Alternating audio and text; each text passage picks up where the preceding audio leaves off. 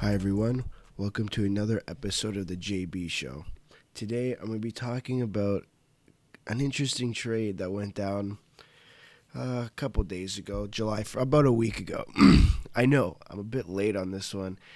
I've been waiting for Kawhi, I've been waiting for Marner. I never got around to it, so now I'm going to get around to it. Now, the Colorado Avalanche acquired Nazem Kadri and Calle Rosen and a 2020 third round pick from the Toronto Maple Leafs for Tyson Barrie and Alex Kerfoot and a sixth round pick.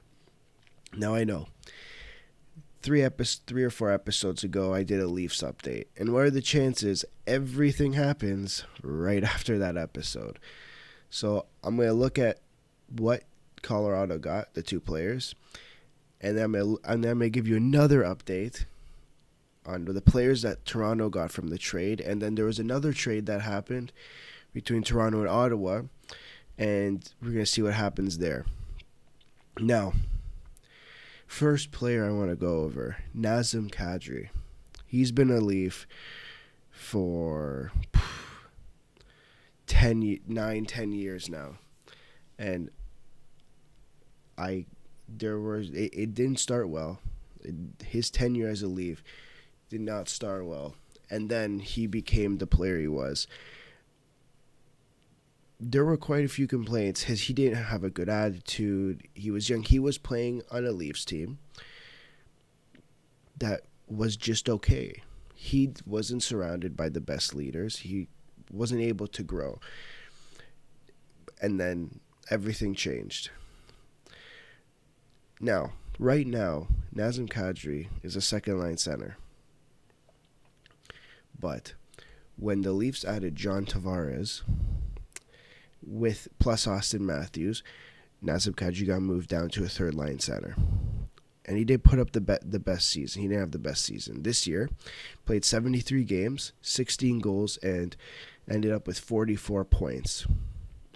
I'd like to remind people before they say, ooh, that doesn't sound too good, that Nazem Kadri scored 32 goals in the previous two seasons. Finished with 61 points in the 16-17 season and 55 points in the 17-18 season. And he's a second-line center. And I don't know. There's a very small amount of teams where I would say that because of the center depth the team has, he would be a third line center, and Toronto's one of those teams. But this season, when I heard that the Leafs were shopping Kadri, they're saying, "Listen, we're open to offers on Kadri." I was a little bit concerned. I thought to myself, we're selling him at a low point. Didn't have a good season. He was playing on the third line. He was playing the lowest amount of minutes since he was 22. In the 2012-13 season, he played 6 minutes, 11 seconds on average. And he's averaged at least 16 and a half minutes the last two seasons, and it's 17 and 18 minutes in the previous seasons. So I was worried we're not going to get anything back, anything with value. And obviously I was wrong. Because I forgot Nazem Kadri, outside of the Leafs, like I said, is a second-line center. And teams value him as a second-line center. Now, I don't want to bring this up. I want to bring this up. He's making $4.5 million. $4.5 million. If a team who's looking for a second line center, this is a steal. He has 3 more years at 4.5. He signed a 6-year extension in 2016 at $27 million as the value. Now, this year, not so good. But when put in the right position, he is a great center. And I'm going to give you an example. Last season, before we had John Tavares, when Nazem Kadri was essentially our second line center, when we played the Edmonton Oilers, who was against Connor McDavid? Most of the time, it wasn't Austin Matthews. Most of the time, it was Nazem Kadri. Nazem Kadri was the centerman you play against the other team's top player. He's your shutdown center. Now, when you have two other centers, superstar centers, above him, you're most definitely not getting anywhere close to the same amount of minutes, let alone matchups. And it has an effect. His shooting percentage was he hasn't shot this low since 2015-16, when the Leafs were essentially tanking for Austin Matthews. This year he had a shooting percentage of 8.7. So anyone who's saying that Nazem Kadri doesn't have value was wrong. And I am admitting I was wrong in thinking that teams were not valuing Nazem Kadri. And there's one other reason that I thought that. His last game as a Toronto Maple Leaf, he was suspended for a stupid hit. Serious cross-check to Jake DeBrusk. And the year before, same thing. Suspended 2 years in a row. Why? Because he has a temper. Now, some people would say it's a good thing. Some people would say it's a bad thing. But in the end, that temper got him suspended. Now, it's great to stand up for your teammates, which is essentially what he was doing. But he went overboard. He wasn't able to stop himself. He went from 0 to 100 and just kept pushing. And he pushed the boundary so far. Last year, he was suspended 3 games. And this year, he was suspended for a series. He was ejected in Game 2 and had a 6 games, essentially, 6-game suspension. So as I list you all these things, starting from the suspensions, from a poor season, I think I wouldn't be the only one to say that you'd be selling low on Nazem Kadri. And I'm going to say this again. You have to remember, he was not put in a role that he can thrive in. Years previous he was, and that's why he had such good numbers. Now, let me get on to the second player, Calle Rosen, who the Leafs brought in 2 years ago and has been playing with the Marlies. He, in 2017-18, he started with the Leafs, played 4 games, got an assist. Personally, I wasn't impressed with him. So they sent him down to the Marlies, played 62 games, 22 points. It was a developing year, right? Exactly what you'd expect. Played in the playoffs. I thought he was excellent. Then this year, played 54 games with 46 points in the AHL. And I knew he had to be called up.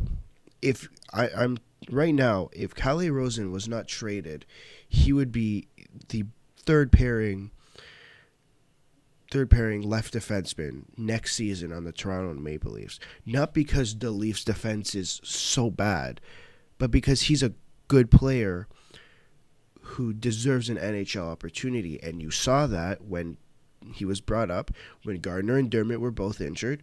He played 4 games. And in his first game, I was very impressed with him. I thought, this is exactly what we're looking for. Can move. He can handle the puck comfortably. And he can shoot the puck. I think he's going to max out at his potential. I don't see him being a second pairing defenseman. unless unless he completely amazes me in the next year or two with the Avalanche. Calle Rosen is a 5'6" defenseman at max, but he's an effective one, and that's very different than just being a third pairing defenseman. He's not good enough to be a top four, but he's a very effective third pairing defenseman for what I've seen. So I think they've gotten a great asset, and especially considering the talent that the Colorado Avalanche have on defense, this is a great guy a few years down the line. Because remember, he's only 25, and he's making, I think, 750 around there for the next year or two. He's a great guy to put in there and play on the left side, which is and from what I've seen, I think that's something that the Colorado Avalanche need. Now, right now, I'm looking on Daily Faceoff, and they currently have him on the third pairing, on the right side. Now, I want to go to why the Colorado Avalanche made this trade. Last season, what were they missing? Away from Calle Rosen, I want to focus in on Nazem Kadri. Why they wanted a player like Nazem Kadri. They did not have a second center. They had Landeskog, McKinnon, and Rantanen. That was their line. That was the line to have. But below that, everything was missing. They had young players coming up. They had JT Compher, Tyson Yost, players like that, but no one to sit in the center role and to really excel. And this is exactly what they did. They brought in Nazem Kadri. Now they had to give up Tyson Barrie. Now you'll see on Daily Faceoff that right now their top pairing is Samuel Girard and Erik Johnson. That's a good first pairing. Second pairing is Nikita Zadorov, who recently signed for a year, and Cale Makar. And players are coming. They just drafted Bowen Byram from the WHL, 4th overall, left side defenseman. So their defenseman is not why this trade was made. This trade was made to acquire someone to play that second line center. Now let's look at their cap space. They currently have the most cap space in the entire NHL at $23.9 million. And what do they have to do? They have some work to do. They obviously have to bring back Mikko Rantanen. They still have to sign JT Compher. They got the rights to Andrei Burakovsky. Need to sign him. And they have to sign Vladislav Kamenev. Now, I'm looking at these lists of players. I'm not sure how much Rantanen's going to command. Probably north of $10 million. So now we're at 13. The rest of the players, they're all signed. No one else is signing 6, 7, 8 year deals. They're all signing some type of bridge contract. So you still have that little bit of cap space left to say, you know what? Do we want to go make another trade midseason? Do we want to bring, because there's still a list of free agents out there that would be very effective. Do we want to bring in another free agent on a short-term contract? We can do that. Because after this season, you don't have to worry about another big contract. Okay, next year Tyson Yost, but another big contract for another 2 years when Gabriel Landeskog comes up, and then another 4 years in 2023-24 when Nathan MacKinnon, who's on a $6.3 million contract, AAV, expires. And defense wise, you got Samuel Girard, Nikita Zadorov, and Cale Makar. So if you want to bring someone in short term, that's possible. Long term, I find it very hard to believe that the Colorado Avalanche are looking to bring in an expensive expensive option through free agency or bringing in a long-term option through a trade. Now, let's move on to the Toronto Maple Leafs. Who did they get? They got Tyson Barrie, who's been in the league for 8 years, played with Colorado, and Alex Kerfoot, who's been in the league for about 2 seasons. Now let me start with Tyson Barrie. Last season, 59 points. The season before, 57 points. This is exactly the player that the Leafs are looking for. A right-handed defenseman who can move the puck, who can pass the puck, who can shoot the puck, who can get the puck up the ice. Exactly what the Leafs are looking for. Last season, I watched the Toronto Maple Leafs try to throw the puck up on the right side of the ice and fail 75% of the time. They had Ron Hainsey, Nikita Zaitsev. They didn't have players who were Igor Zhiganov, and they were just throwing the puck up the ice, and no one was getting the puck because someone was taking it. By having Tyson Barrie added onto your defensive side, you're pairing him probably with Jake Muzzin or Morgan Rielly. Now, personally, I would put him with Jake Muzzin, as Morgan Rielly's an offensive type defenseman as well. Obviously, he can get back, but you don't want both defenders pinching. I'd put him with Jake Muzzin, let Jake Muzzin and Tyson Barrie move the puck up, but we know Jake Muzzin will come back. He's not going to pinch. He's not a big pincher. And you throw Cody Ceci, who I'll get to later. You throw him on the first. You throw him. Sadly enough, you're going to have to throw him with Morgan Rielly. I think the Leaf fans have been waiting for a defenseman like this to come to Toronto through trade, through free agency, forever. This is the missing piece, other than the backup goalie, which is a whole other mess. This is a player the Leafs have been looking for. Yes, his plus minus doesn't look good, but I don't like to use plus minus as a determining factor. He's gonna play. You're worried that because Jake Gardner's gone, that you don't have someone to replace him on the power play. Boom, you throw Tyson Barrie on the second power play with whoever you want, William Nylander, Janssen, whoever's gonna play the second power play next year.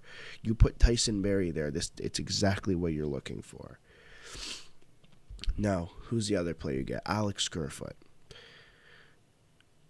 Is third line center, a proper third line center. I watch him play. He's a 40-point scorer. He's averaging between this season he had 15. The year before he had 19. Probably will hit 20 goals this year. As a Leaf fan, I'm perfectly fine with that.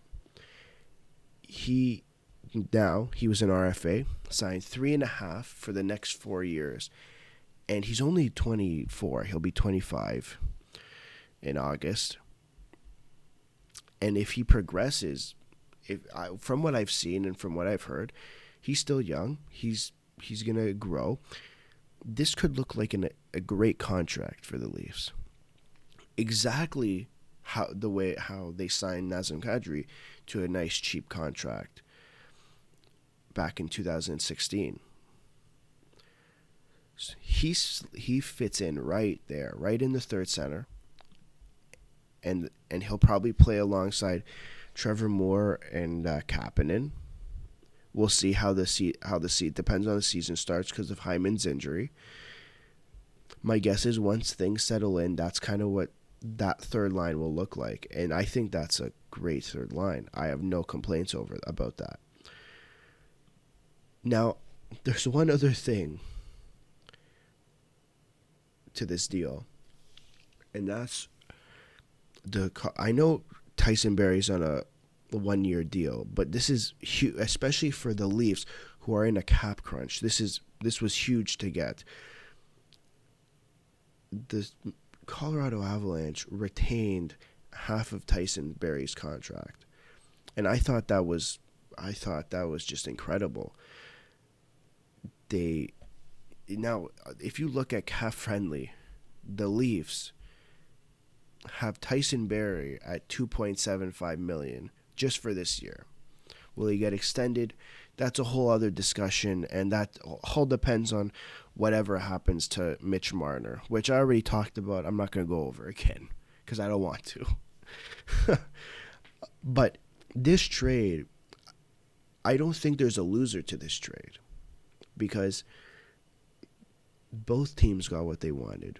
The Avalanche got a center, a second line, an actual second line center, and the Leafs got a top pair. I think he's a 2-3 defenseman in Tyson Barrie, and a good third line center in Alexander Kerfoot. Now there are picks exchanged. I'm not gonna go over the picks. It doesn't seem like they could end up being insane players, but right now I'm not sure. So right now I'm looking at this trade. It's a win-win for both teams. Now I'm going to stay on the Leafs page for a bit, and then I'm done. That same day, it was officially announced that the Toronto Maple Leafs would send Connor Brown, Nikita Zaitsev, and the signing rights to Michael Carcone to the Ottawa Senators for Cody Ceci, Ben Harper, Aaron Luchuk, and a 2023 round pick, which was Columbus's pick. I don't know what to say about this trade. And that was my first thought. I've given it some thought because I've looked at Cody Ceci.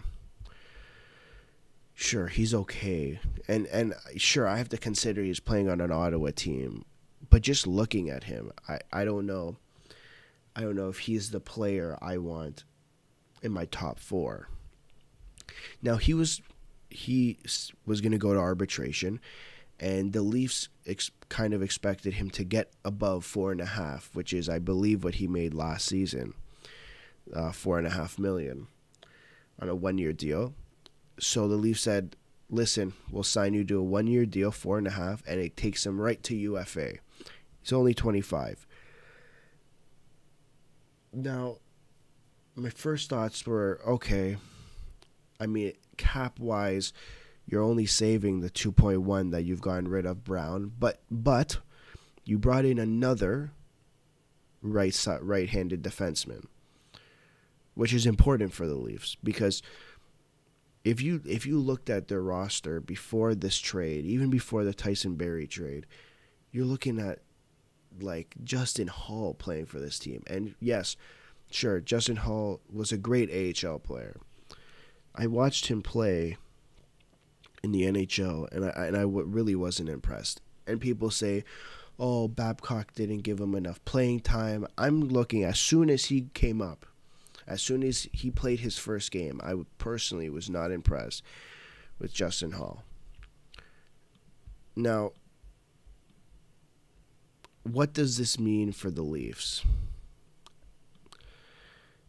Under defense, I went over Morgan. I don't know who's playing with who, but my guess is you're going to put Morgan Rielly with Cody Ceci, put Jake Muzzin with Tyson Barrie, and then Travis Dermott's currently injured. But I'm imagining no one's injured. This is what my defense pairing looks like.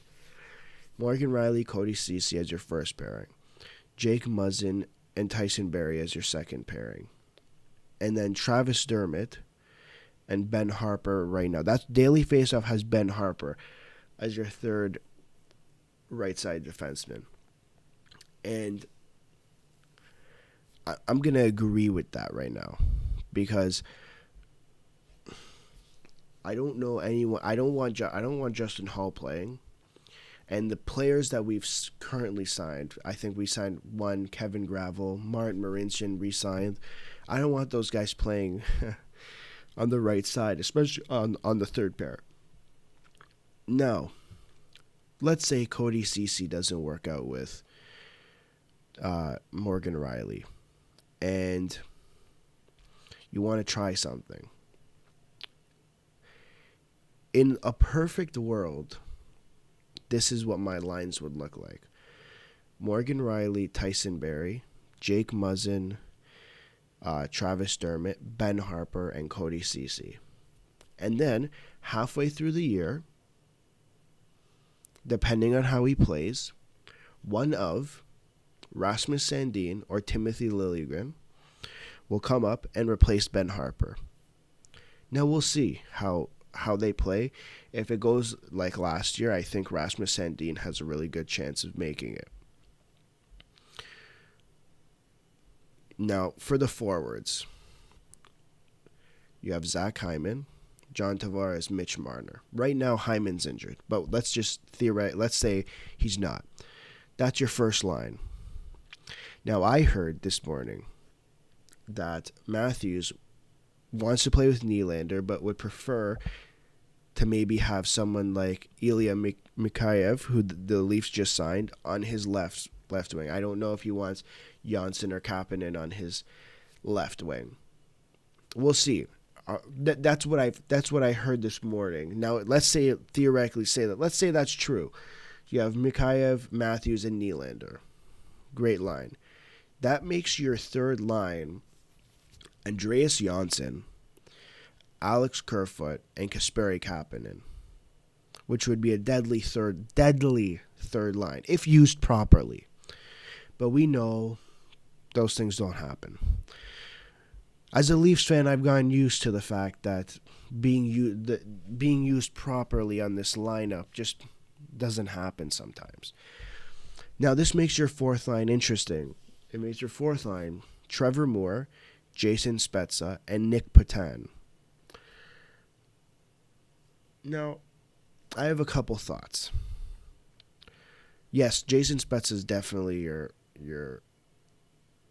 fourth line center. I'm curious to see if Mike Babcock, if he stays, Mike Babcock is the head coach. I don't want to get my words twisted that I said Mike Babcock's not going to be that coach. I'm saying that if Jeremy Bracco makes it out of training camp, if Mike Babcock will give him a chance. And he might. Let's say he gives him a chance on the fourth line. I don't think he'll excel there. Because who are you playing against on the fourth line? You're playing against generally much bigger guys. Jeremy Bracco's a Mitch Marner is a Mitch Marner type player. The way he plays is like Mitch Marner. He's not Mitch Marner. Don't get my words mixed up. He plays like Mitch Marner. And I don't think he'd excel, and I don't think I'm the only one who thinks this, that he would not excel on that line. Now, maybe we'll see him start with Marner and Tavares. I don't know. Maybe. I think Moore. At the beginning of the season, I think Moore is going to play with Tavares and Marner, and we'll see how that goes. But I think with the team we have now, I think Bracco needs at least maybe one more year to grow physically and skill-wise in the AHL, and he'll be up next season in the 2020-2021 season. Now, right now, we have Anderson as your starting goalie, automatically, not even a question. And Daily Faceoff has Michael Hutchinson as the backup goalie, and I'm a little not concerned, but Garrett Sparks signed an extension, and I'm worried we're going to go into training camp and have the same excuses. And I don't think if it comes down to Michael Hutchinson and Garrett Sparks, I really hope that Kyle Dubas saw what happened last year and recognizes that Michael Hutchinson is the better option. Because he's seen it. Last season, I gave Kyle Dubas the benefit of the doubt. I said, Garrett Sparks is younger. Garrett Sparks is the AHL goalie of the year, coming off that award, coming off a Calder Cup. Let's test him out. We have the ability to test him out. Yes, it didn't work. Yes, we had to give up a 5th-round pick to get Michael Hutchinson. But as much as people say that the Leafs' time is now, sure, it's now. It's also for the foreseeable future. As long as the team continues to develop properly, continues to draft properly. I want to see the Leafs drafting players like Frederic Gauthier. And don't get me wrong, I love Frederic Gauthier. Is he a great player? No. He's an okay player. He maybe fits in your 4th line, but he will not. I promise, I do not think he will be playing 4th line for the Leafs this year. No. What do the Leafs have left to do? Mitch Marner. And it's funny, I bring this up for one reason, and one reason only. The last time I talked about the Leafs, in episode 7, I said the Leafs would have to trade Mitch Marner. They would have to, sorry. If they were to trade Mitch Marner, they would get back a top-pairing defenseman. And I think I used Matt Dumba as an example. And my other example, would have been 1,000% would have been Tyson Barrie. I believe he was on the I thought he was on the market. I thought he's the exact type of player you're looking to get.